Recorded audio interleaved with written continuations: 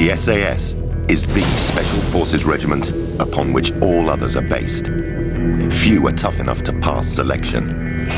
But what does it take to survive once you make it into the Special Air Service?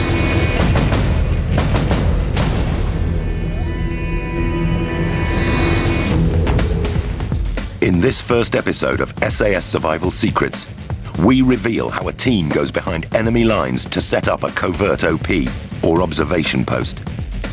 What tactics and awesome firepower do the SAS put into practice when they come face to face with the enemy?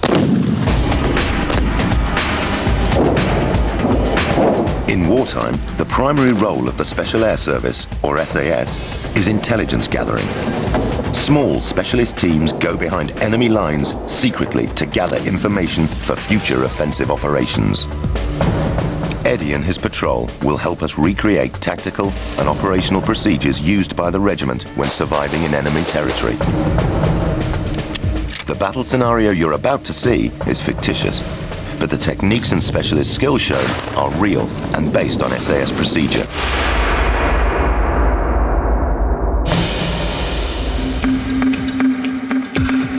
There's been a military coup in a rogue state. A general in the army has taken power and is using his stronghold to launch attacks on neighboring countries and sponsor terrorism. The SAS have been called in. Eddie will command a four-man team that will go behind enemy lines to gather information on numbers of combatants, weapons, command structures, and assess plans for future attacks.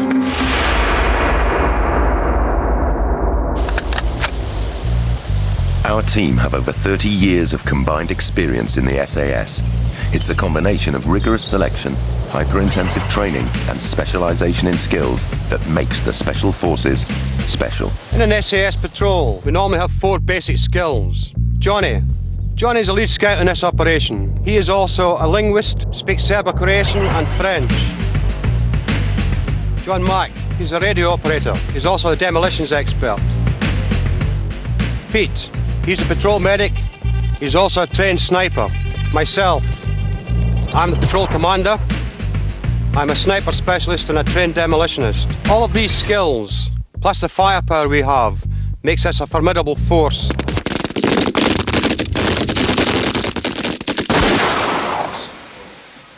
At the start of any mission, there's a briefing. So the first thing Eddie does is convene a Chinese parliament. During the planning of operations, the SAS pride themselves on listening to the views of all ranks. Remember, the most junior of ranks in the SAS are actually senior soldiers recruited from other regiments. So everyone has lots of soldiering experience. We're obviously going to insert into Zangara, yeah? Which we've been expecting for a while anyway. We're going to insert by boat on this beach here. Johnny, what I need you to do, mate, is find out the tides, etc. for the beach, mate, yeah? The tide run here is actually quite steep, it's about 24 to 27 feet, so it'll give us another sort of tide window hole to actually insert. Going into an OP, but it's an offensive OP. We may be required to take a target out once we get in there, lads, yeah? The SAS are experts in setting up observation posts and remaining in them for long periods of time. Most of the tactical operations in a mission of this sort take place under the cover of night. But for the purpose of these reconstructions, they'll be taking place in daylight. We've got 3 days from landing to get in, establish the OP and be ready to start reporting back. As the maximum duration, Eddie? 28 days, lads, right? So we've got a lot of gear to take with us, right? So we've got to get that sorted out. If you can get the medical kit sorted out, Johnny, Mac, right? You get the rations, start collecting all the gear, ammunition, all the rest of it. Well, easier than that. I'll have a good map study. When a four-man team go on operations, they never know what they'll encounter behind enemy lines. But elite forces have to be prepared for the unexpected. What they take is crucial to their survival and combat readiness. If you're going in an OP behind enemy lines for 28 days, you've got to be very selective as to what kit you take with you. This kit you see in front of you is an example of what one man in the patrol would carry. Weapons, got the sniper rifle down there, M16 and a 9mm Browning. The The M16 is the standard issue American assault rifle, but the SAS was quick to adopt it for operations, as it is both lightweight, rugged, and has a high rate of fire. It can also be combined with the M203 grenade launcher. The SAS always carry pistols for personal protection. The Browning High Power and the Sig Sauer P226 are both 9mm semi-automatic weapons with considerable stopping power. The long-range L96A1 sniper rifle is a standard of the British Army. Eddie, a sniper specialist, can hit a target over 1,000 meters away, and his expertise may be called into action during the OP.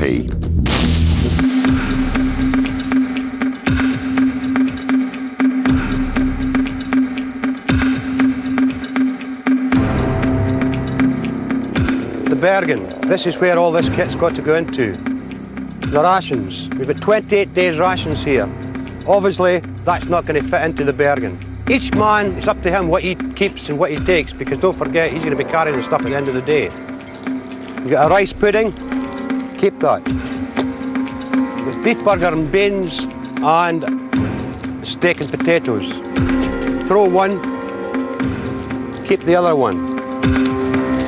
Drinking chocolate mix. Because we're on hard routine, we won't be heating anything or cooking anything. But this can be mixed with cold water and drunk, nutritious. Keep.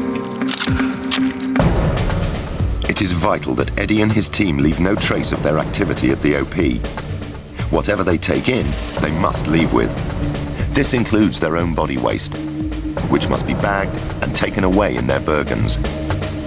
The smell of cooking could alert the enemy, so they must live on cold rations.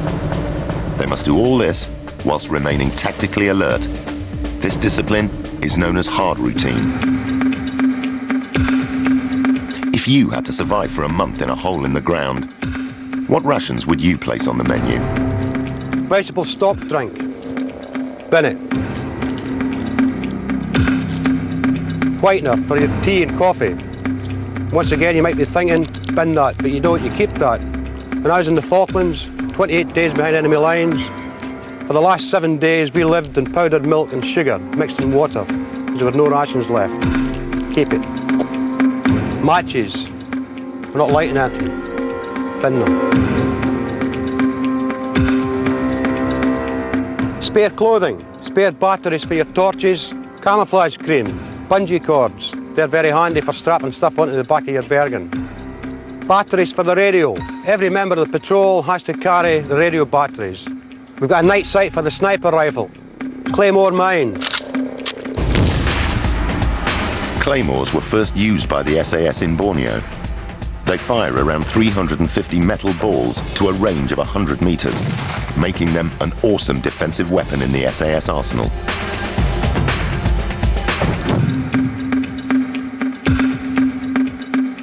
Ammunition. Each man will carry 5 magazines plus up to 300 or 400 spare rounds in case we get involved in a firefight. All of this needs to be put into your Bergen and taken on this 28-day OP. This will weigh approximately 120 to 130 pounds. Imagine carrying 3 5-year-old children on your back, then you'll get an idea of how heavy a Bergen can be. But to survive in the SAS, it's the most basic of requirements and part of selection to be able to march long distances with this amount of weight. Everything is meticulously planned before an SAS mission. Phase 1, the insertion. We're going to get landed towards last light on the beach. We'll then set off, move into all-round defence. The orders issued by the patrol commander will break down in detail the mission's objectives and contingency plans. The mission will be in 4 stages. The team will get to the drop zone by boat and then covertly travel some 30 kilometers east, where they'll rendezvous with an undercover agent who'll provide them with vital information. They'll then go deeper behind enemy lines to set up the OP. After the operation, the team will travel northeast, where they will be extracted by helicopter. A Special Forces boat team have dropped the patrol on a beach some 50 kilometers from the target. The patrol have to move to the OP on foot. The SAS call this tabbing. Tabbing is an essential insertion technique when setting up OPs. Since your primary role is to gather intelligence, you can't just crash in on the enemy's doorstep. So SAS patrols normally get dropped some distance from the target in order to maximize secrecy on their clandestine approach.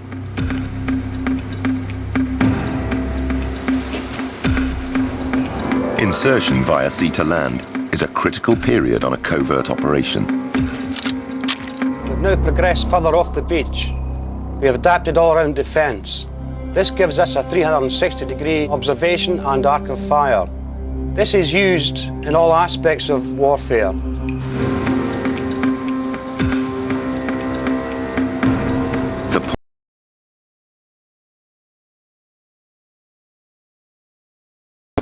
Just tactically sit quiet till the boats disappear and we get tuned into the local atmosphere.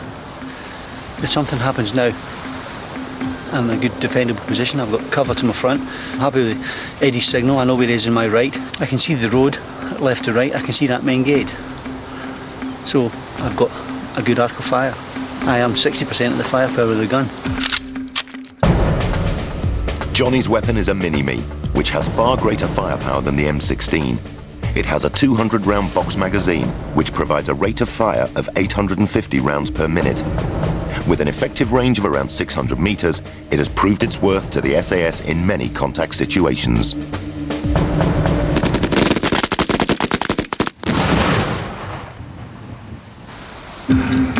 Eddie gives a signal to say it's safe to move on, but only once the team are sure the surroundings are free of enemy. At various points along their route, the patrol will choose an emergency rendezvous. A signal is passed along the patrol that lets everyone know its exact location. The ERV is the position to which all members of the patrol will return to if they have to retreat quickly from an enemy attack.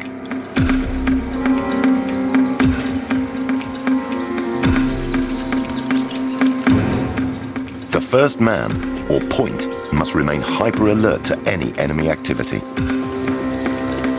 The point man is constantly picking the route. He's looking for the best route and most tactical route up to the objective. He's now selected the route and he's going to move off down that route. You'll notice as he's patrolling, he's very careful when he's transferring his weight onto his forward foot. This is in case there's any booby traps.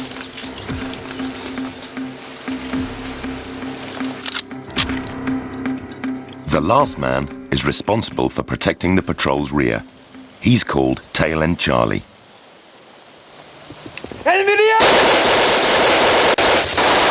But any contact with the enemy like this means compromise. Instead, go back to basics with the 5 S's of camouflage.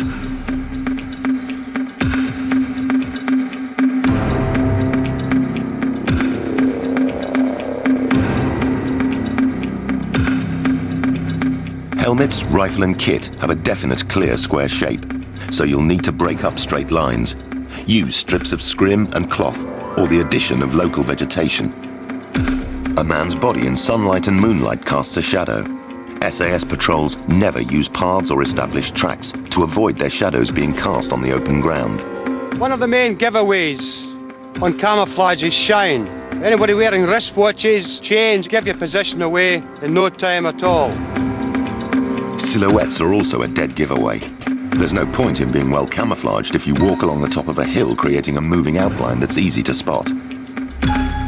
SAS patrols tab below the ridgeline, blending in with the vegetation. They also maintain space between each other. This spacing makes the patrol less easy to spot whilst on the move. If you perfect the 5 S's, shape, shine, shadow, silhouette and spacing, this is what you can achieve.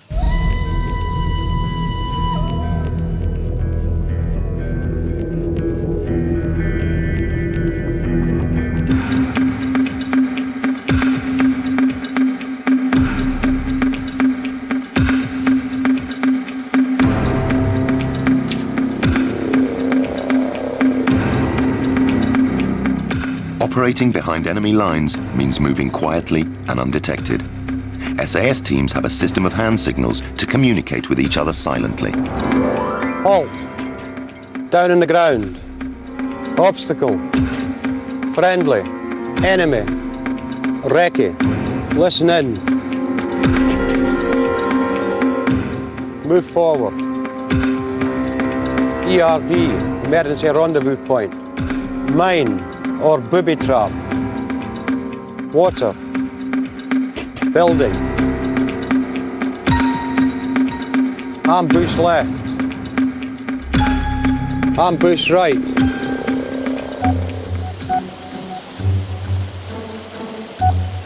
The patrol are entering the second phase of their mission. They've tabbed for 30 kilometres into semi-populated rural areas. Being so close to farmland means that the slightest noise could give them away to the enemy. Hand signals become their only means of communication. We're coming along the track. Lead scout, John, heard some noise, stopped the patrol, signalled the enemy in front.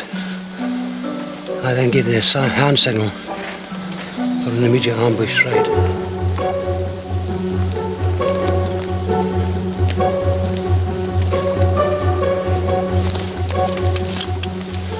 We're now waiting in ambush to decide whether we take out this enemy patrol or we let them pass to continue with the mission.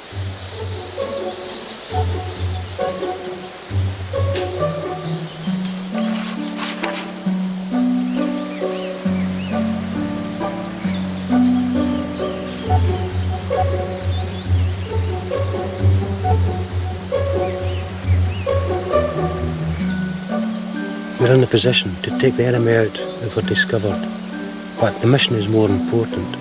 Our mission supersedes taking out 3 normal squaddies walking along back to the base camp.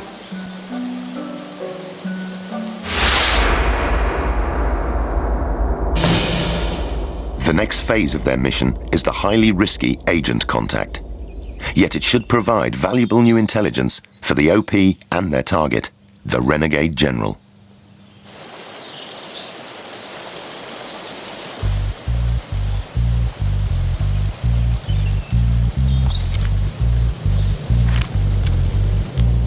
The meeting is scheduled to take place at a farmhouse. Yet being so close to civilians puts a lot of pressure on the point man, Johnny. His main concern is the noise that we're going to make when we're moving. Because any noise we make can be heard. Also, if we make a noise, then we can't hear any other noise which is around us.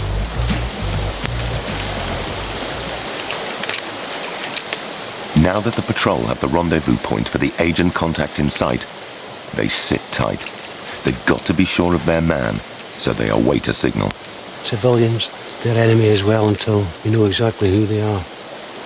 So we can't compromise the mission by unexpectedly bumping into farmers, farm labourers around the buildings.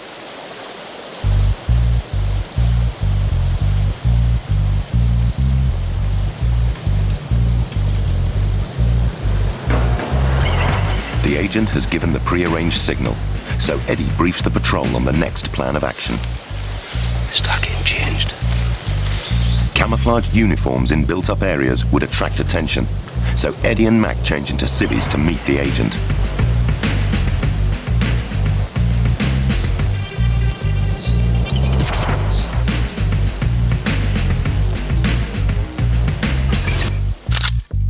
When doing an agent contact, you don't know what's going to happen.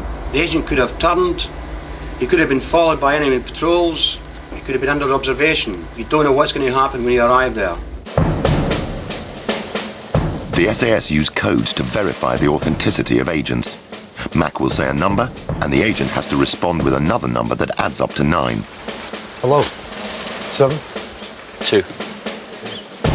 If the agent doesn't get his sums right, then Mac and Eddie will treat him as hostile. You'll notice our hands are on weapons at all times. You'll be observing around you at all times, checking the buildings, checking the surrounding area. This is critical for your own safety. But it'll definitely be at headquarters within the next 7 days, that's all I know. He always arrives in a large green 4x4, and sometimes he comes to inspect the troops at night, sometimes during the day. Okay.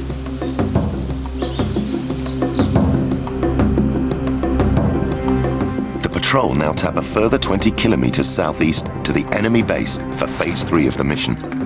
Upon finding a good OP position, they must first construct a lying up point, or LUP.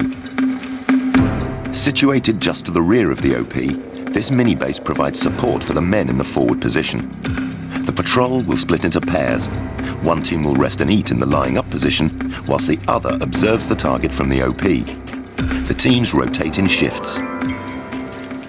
The LUP is constructed with defence in mind, with several bug-out routes should the patrol be compromised and they need to get away quickly. It's designed so that each patrol member has a camouflaged scrape in which to lie up. First, the surface layer of turf is sliced away and kept to be used as camouflage material. All the spoil from the LUP construction has to be put in sandbags and painstakingly hidden so as to conceal any signs of activity. Each hole in the LUP is lined with grass to help keep it dry. The positions are further concealed with a roof of chicken wire stuffed with grass and surrounding vegetation. Once the LUP is complete, it will offer concealment day or night for patrol members.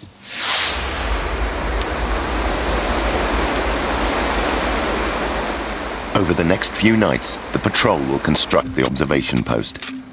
The OP is built on similar lines to the LUP, but it's more like a trench, being deeper by around 4.5 feet. The two snipers in the team, Eddie and Pete, take it in turns to occupy the OP. Mac and Johnny act as their spotters. Now the OP is set, the team have to observe a hard routine.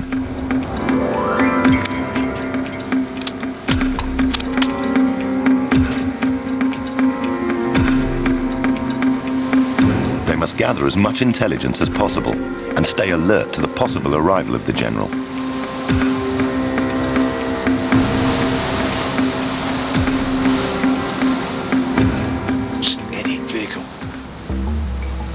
Blue 4 before. 2 up, 2 up.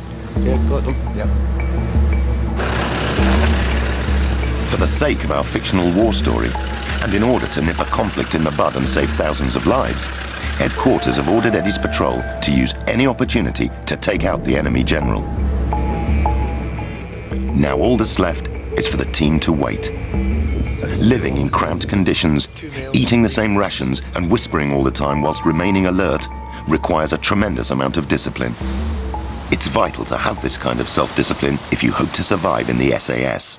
Occupying an OP position, especially from a spotter or a sniper's point of view, is a very long and arduous task. You've constantly got to be alert, watching what's happening down in the enemy position. You'll notice behind us there's no silhouette. We've camouflaged it so that we're very low to the ground and our outline's broken up with the foliage behind us.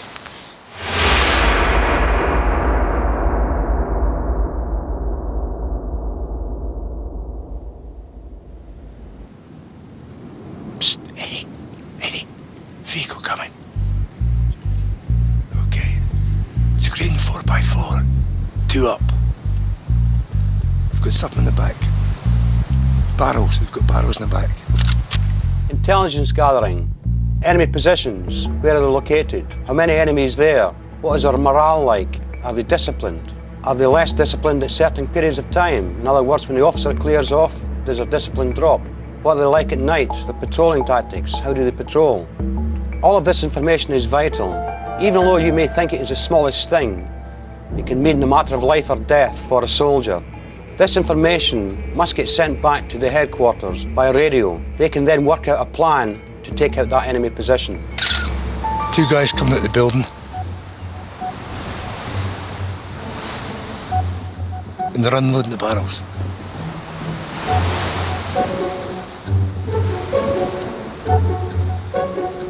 Psst, Eddie. Black Savant. One up. Okay. She's stopped. Okay, she's getting out. It's a she, she's getting out. Opening the boot. They're having a look. Okay, they're happy. Boot's closed. She's pulling off. Heading towards the building. She's pulling up on black. Mac and Eddie use a standard practice of colour-coding different areas of the target to avoid confusion. Okay, she's stopped. She's out, she's opened the boot. 2 guys coming out the building. Taking some stuff out the boot, not sure what it is. Guards still back in their position. Steady. Green 4x4. Driver. Somebody in the back. Go on. Oops. Getting activity at the guard, mate. The guard's moving up. Yeah. This could be your man, mate. They've been waved through by the guards heading towards the house. Okay, he's pulling up, he's stopping. Driver's getting out, opening the door. It's your man, it's X-ray. At this moment now, you're about to take the most important shot of your life. You could be in that OP for 3 weeks, 4 weeks. You're cold, you're stiff, but you've got to keep yourself alert. Keep the circulation going when you're in that position. Being a sniper might sound or feel like a very clinical way of taking someone out. It is, but it is also a very, very important tactic. This person who you're going to kill could be very, very important to future troop movements. Your mind is clear, the person stops, you take the first pressure on the trigger. At this point, you wait. The enemy might not know where you've shot from. If they don't, then there'll be total confusion. If they do locate where you've shot from, you're obviously going to return fire. Try and take as many of them out as you can.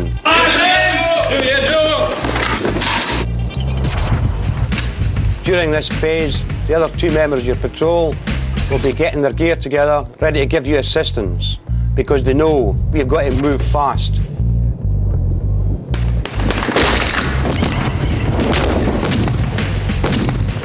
Contact with the enemy means compromise. It's time to abandon the OP. Eddie disables the sniper rifle by throwing away the bolt, and the patrol make a break for it. The team are now on the run, and although they initially break contact with the enemy HQ, the countryside will soon be crawling with hostile troops. Things are about to go from bad to worse for Eddie's patrol. They are 50 kilometers from their own lines, and now face the virtual certainty of continuing sustained enemy contact. Contact drills. These were developed by the SAS over many years and in many theatres, and is an integral part of the training of any SAS soldier. It allows us to fan out into formation and put down maximum firepower to allow you to pull out of a situation which you feel is too hot for you to handle.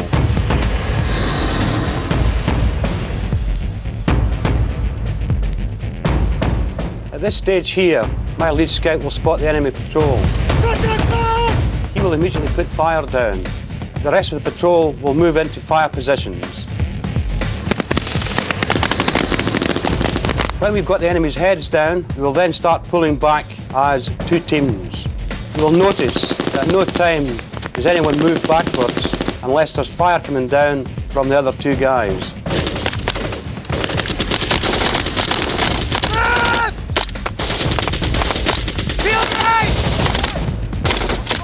Whenever we break contact with the enemy, in other words, when we've lost sight of them, patrol commander will then give the word break. We'll break off the contact and move off on the patrol in a different direction. With a contact right or a contact left, the procedure is exactly the same. For a contact left, we do not have to fan out. We're already in that line. So we immediately turn to the area of threat, put down maximum firepower. When we've got the enemy's heads down again, we'll then start pulling back in our buddy-buddy system and break off the contact.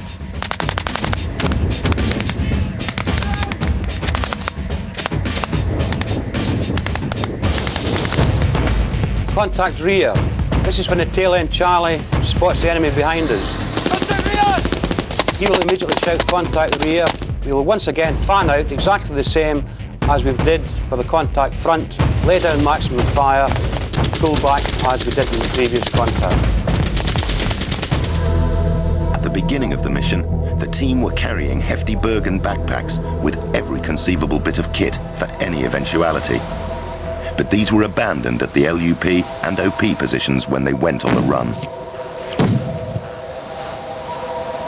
All they have now is their operational waistcoats and their webbing belts. So how do they hope to survive off their belt kits when they still have a journey back to safety of over 40 kilometres through hostile territory? When surviving behind enemy lines, you'll carry approximately 350 rounds of spare ammunition. You'll have grenades for the 203s, white phosphorus grenades, fragmentation grenades.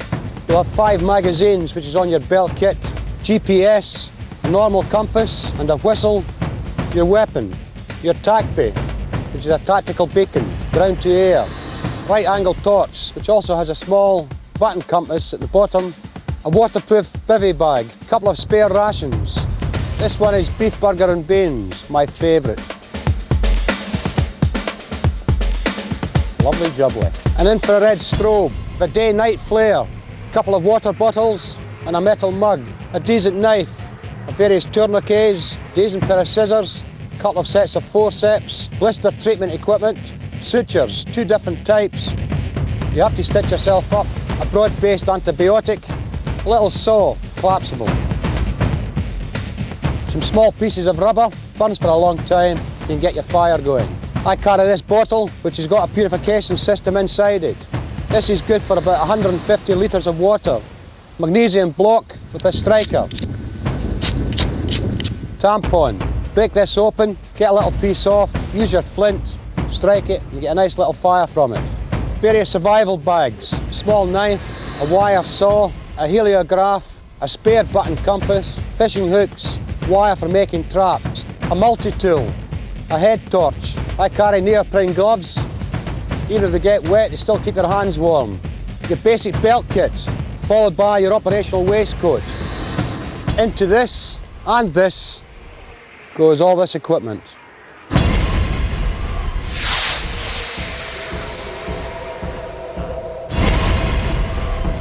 Although they've shaken off the enemy, a number of hostile contacts have left ammunition in short supply.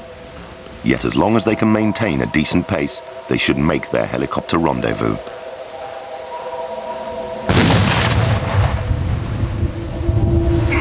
Mac has fallen victim to one of the world's most indiscriminate weapons. They are sleeping soldiers that will kill and maim anything from civilians to animals. Landmines. Anti-personnel mines come in all shapes and sizes. Some are as small as a woman's powder compact, others the size of a house brick. All are packed with the material to create lethal shrapnel that maims and kills. Unlike soldiers, they stay on duty long after the fighting has stopped.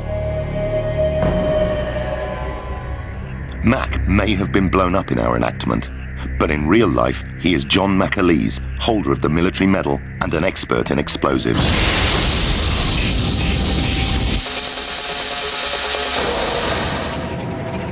Okay, what we've got here, it's a American pineapple anti-personnel mine. Touching any one of these 3 little prongs, where from the top or from the side, it will trigger the mine to go off. Designed to maim, not to kill. When the mine explodes, it's basically a hot piece of the metal flying everywhere, and this causes trauma to the lower limbs.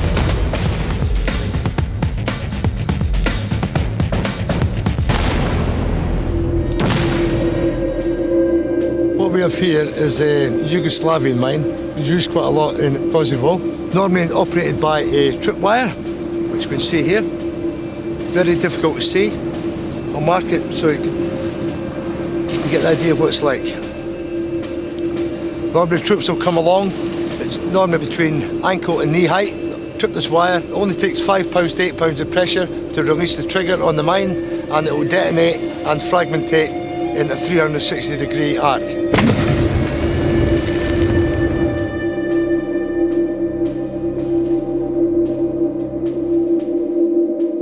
Right, what we've got in front of us here is an anti-tank mine. If we just peel back the earth, we can see what we've got below us. Plastic-coated mine. Okay, what we've got on top of this mine is sort of disarming switch. Basically, it's twirled round onto the plunger, which prevents the plunger from going in and igniting the mine. The mine's placed in the ground, safety pins pulled out, the thing is armed. Along comes the vehicle, tank, APC, anything like that at all, goes over the top, boom, goodbye the boys.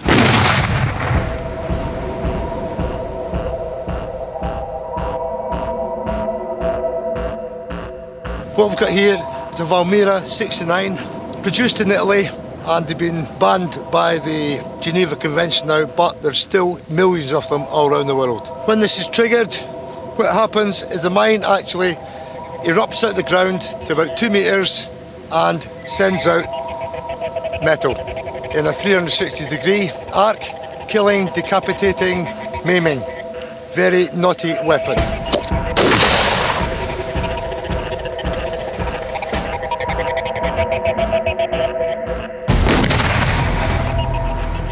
There are still millions of these. That's why we're getting children and animals blown up all around the world, causing maximum damage and destruction. A disgrace.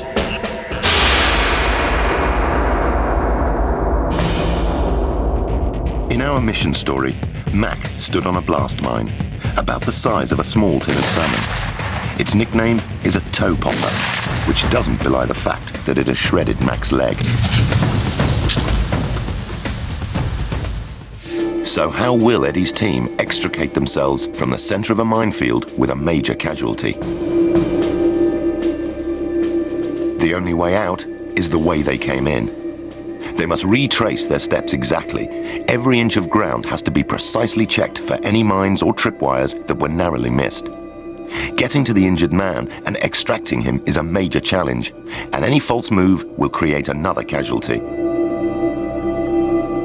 The wounded man must be carried out. Mines are often designed to maim rather than kill. A dead man is no longer a drain upon resources, whereas a wounded man ties up huge amounts of personnel. Not only does he have to be extracted from the battlefield, he will need vast amounts of medical treatment for the short, medium, and long-term future. The team now have to find a safe place where patrol medic Pete can treat the mine blast victim, whilst Eddie and Johnny take up defensive positions in case of attack. The enemy are highly likely to have heard the explosion.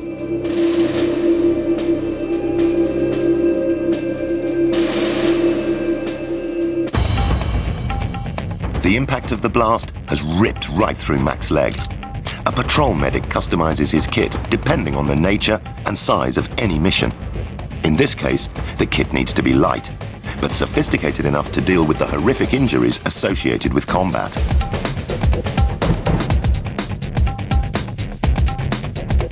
With the casualty still breathing, the priority is to stem the flow of blood from the leg, using a variety of sterile dressings. Excessive blood loss could lead to death. The medic also needs to stop any chance of infection by dirt and debris from the mine blast. During the treatment, the casualty will be conscious, but in a state of shock.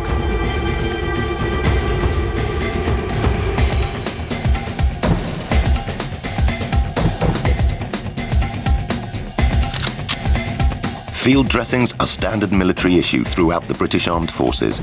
Compact in design, they are carried by all personnel as part of their basic kit.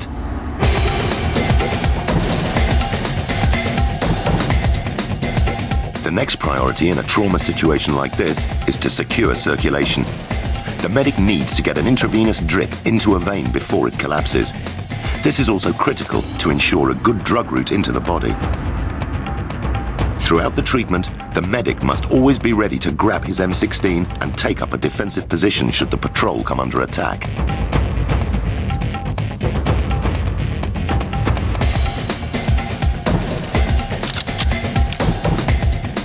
Needles carried by combat medics are designed to gain immediate entry into a vein. They are twice the size of those carried by ordinary paramedics.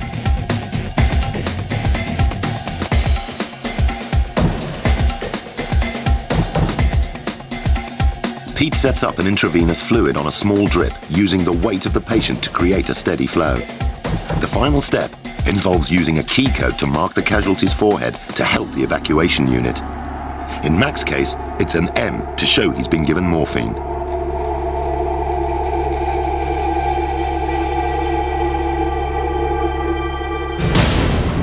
Serious injury to a member of the SAS patrol has severely affected their mobility to break away from behind enemy lines. The mine explosion has alerted the local militia, and the SAS are about to be contacted or bumped yet again. The medic has to leave his patient and engage in the firefight.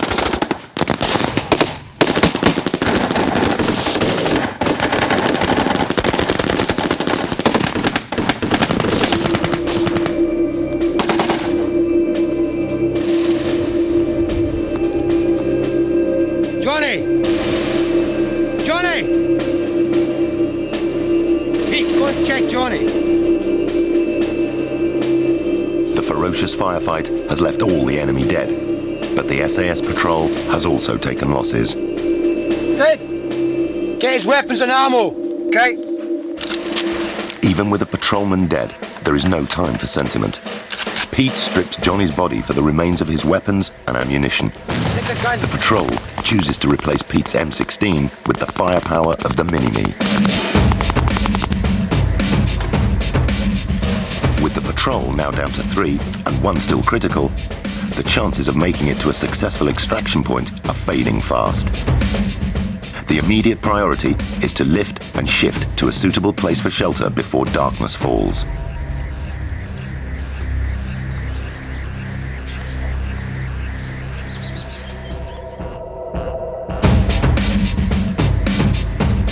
The worst-case scenario for a combat medic in times of conflict is when they have to contend with not one, but multiple casualties.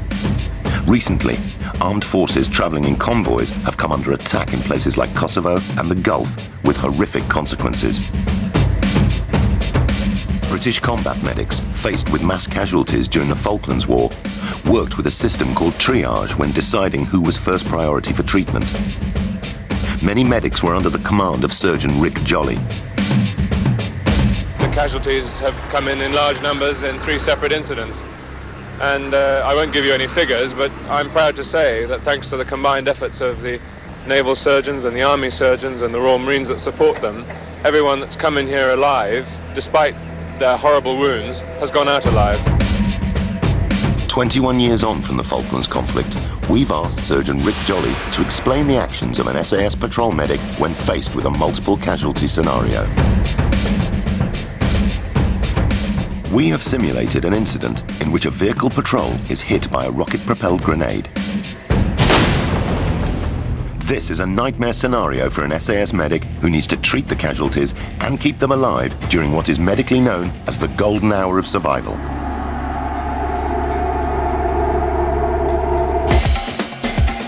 Here we've got an individual. He hasn't got time for emotion. He has to apply the principles of triage or sorting very bravely. We divide the casualties into priorities for treatment.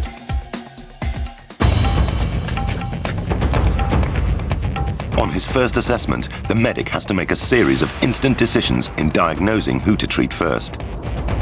This is based on the history of the incident and the casualty's ability to breathe, not on who calls out the loudest in pain.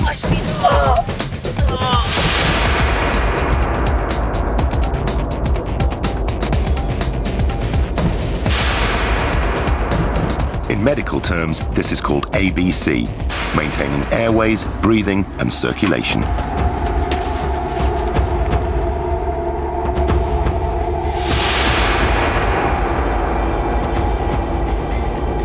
The first diagnosis is the most crucial.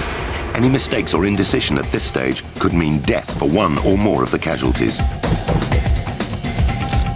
In his first quick walk around and assessment, he has put an airway into the driver's mouth to keep the tongue forward. Now, the first thing he's got to do is, in suspecting that there might be a chest injury, is to expose the access area. And he goes to his magic bag. Now, I want you to notice how the material from the bag is organized in his mind, and he goes straight to it. He's got a syringe, a needle, a cannula in his hands. And paramedics in the military, especially those who work with special forces, are taught to access the circulation via the jugular vein. This casualty will still have further breathing problems, but with 3 more casualties to treat, he needs to move on. This chap in the back of the vehicle, who from his appearance has obviously sustained thermal burns, flash burns to the face, to the inside of the nose, the inside of the mouth, and down to the soft tissues of the throat. The tissues of the voice box are very, very sensitive to this kind of heat and can swell up with enormous rapidity. And so he's going to do something about it. And he puts an intravenous infusion up. And the first thing he does, once that is flowing and running and he's got the line stabilized, is he then draws up a dose of steroids to try and reduce the amount of swelling that will result from flash burns of the throat. He's done what's necessary for this patient, and he can put up a little flip card in the back of his mind. I may still have some problems with the airway on this one. Oh, what about me? Oh. This chap's going to need help, but he can wait. And he comes down to the prone casualty who's lying there in a pretty well near unconscious state. He sees the warning sign of blood in the ear. He might very well have suffered a serious spinal injury. So very correctly and very swiftly, he gets out the cervical collar and he quickly locks it into an estimated correct position in relation to the body. Then our poor chap with the leg. Here he really is the lowest item on the totem pole. The SAS medic has completed his first round of treatment on all 4 casualties. Casualty 1 has been given an intravenous access for drugs and blood. Casualty 2 has been given an intravenous drip to reduce the amount of swelling in his throat. Casualty 3 has received a neck brace. Casualty 4 has been given no treatment so far. We'll find out later in the program how our medic increases the casualty's chances of survival. But for now, it's back to our mission.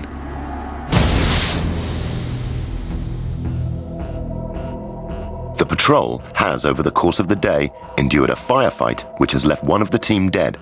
Another remains critically injured, and they are still miles away from a safe extraction point.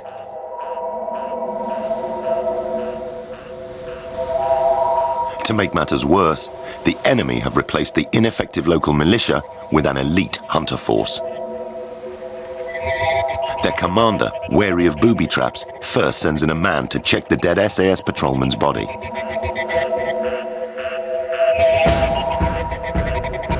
He then begins a detailed sweep of the area, searching for the remains of blood, bullets and boot marks to track the SAS patrol.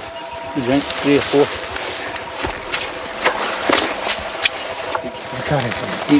Leave the load. Leave them.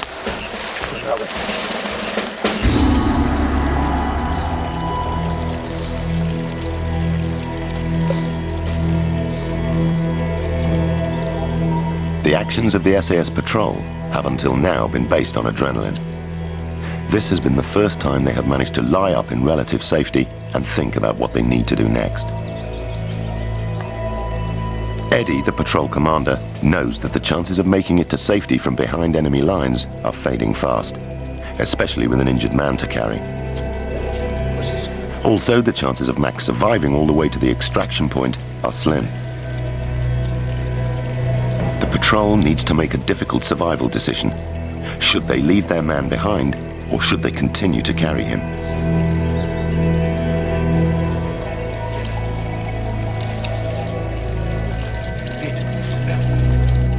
The medical treatment we have given him, although it's good, is very basic.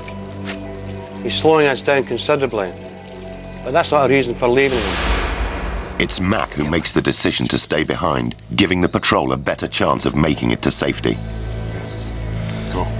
You sure, mate? Sure, mate. Yeah? Yeah. Okay, Paul, I'm going to leave my sidearm, yeah? Okay, give me here. Cheers, mate. Everything is good. John. Go, mate, it's good. You may go well, buddy. Go. See you in hell. Leaving Mac behind gives Eddie and Pete a realistic chance of covering enough ground overnight to make it to their pre-arranged extraction point.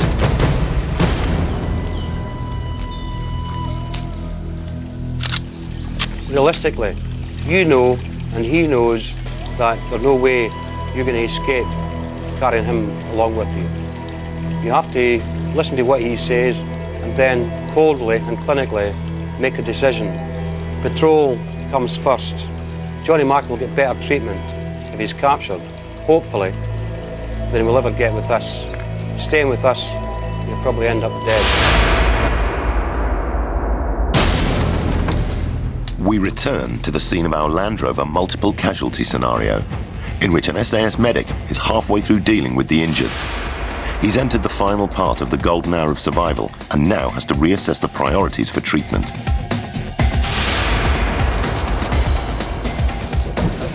Back to the driver, whose pattern of breathing has changed. The lung has collapsed, air is going in to the chest wall. He's got to get a device and a drain valve through the chest wall to drain it. And he quickly assembles the components. It's a drainage tube and an intercostal drain itself. He gets out the scalpel, incises the skin, and he makes the hole wider using the steel pair of forceps. He takes the cannula and passes it along the line of his finger and then pushes until it enters the chest. And he knows that he has struck gold when there is a loud psss as the air rushes out and he's performed a life-saving procedure. So having left the driver, Pete comes round to the back of the Land Rover again, assesses the patient and realises that there is respiratory obstruction. Probably because the vocal cords have swollen up so much and have obstructed the airway. He has to go beneath the obstruction, below the vocal cords. And to do that, he is carrying a mini tracheostomy set. He then secures this device with a piece of tape which he ties into place.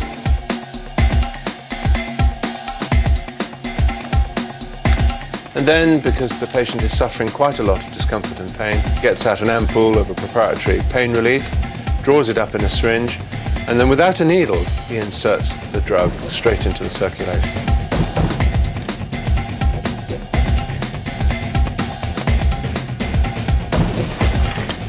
He needs to establish an airway. He goes to his kit and gets out a nasal tube. He'll have a range of sizes. Quite a good yardstick, if you like, is the size of the little finger. Again, the airway of the A of ABC is being protected. Then, our poor chap with the leg, he'll get out a field dressing, and this is put straight onto the fracture to suppress bleeding and to cover it, to prevent soiling and infection. After the wound has been dressed and tied down, the rest of the bandage is used to tie the leg to the other leg in a form of external splinting. He has done the right thing at the right time. Last for this individual.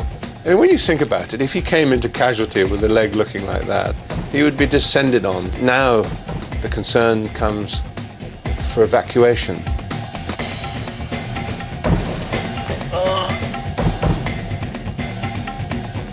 So what we've seen here is excellent battlefield first aid on individuals who had been granted this golden hour of survival with life-threatening injuries which could so easily have killed them if they'd been ignored or just abandoned on the battlefield.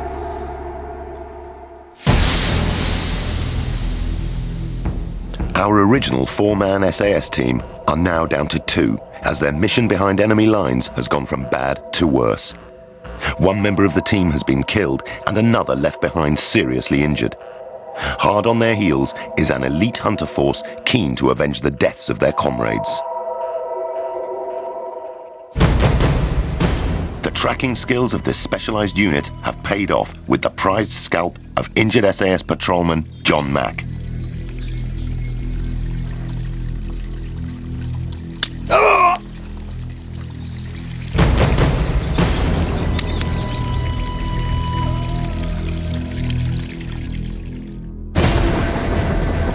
Next time on SAS Survival Secrets, the saga continues. Find out what it takes to escape and go on the run with the SAS, and learn how to survive capture and interrogation.